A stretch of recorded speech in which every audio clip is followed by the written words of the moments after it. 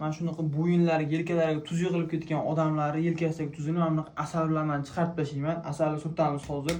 Mana bunaqa urib tuzlarni shunday olamiz. Odamni shunday zo'r yengil bo'lib ketadi degan odamni 100% mashinnik bo'ladi. Chunki mana asal bu menda adashmasam 5-6 oydan beri turibdi. Turgan holatda xuddi shunaqa tuzga o'xshagan holatga kelib qolgan. Demak, asal surtib masaj qilish foydali, faqat toza yaxshi asalni, tabiiy asal surtib masaj qilish foydali.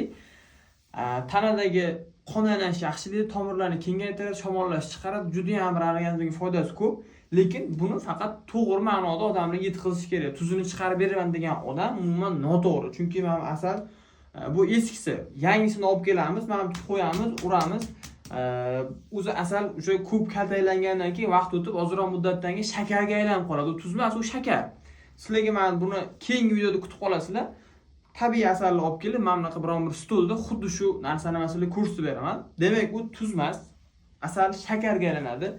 Badanni ham tuz bo'lmaydi. Qachonki qon aylanish buzilgan bo'ladi, uni faqat hijoma orqali qonni chiqarib tashlash mumkin. Boyagi tuzni o'rniga hijoma olib, qonni chiqarib tashlash mumkin. Yoki-da osteoxondroz bo'yinning ichida bo'ladi. Osteoxondrozni hech qachon masaj bilan ham, asal bilan ham yaxshi qilib bo'lmaydi. Osteoxondroz nima bilan yaxshi qilish mumkinligi haqida sizlarga keyingi videoda aytib o'tamiz.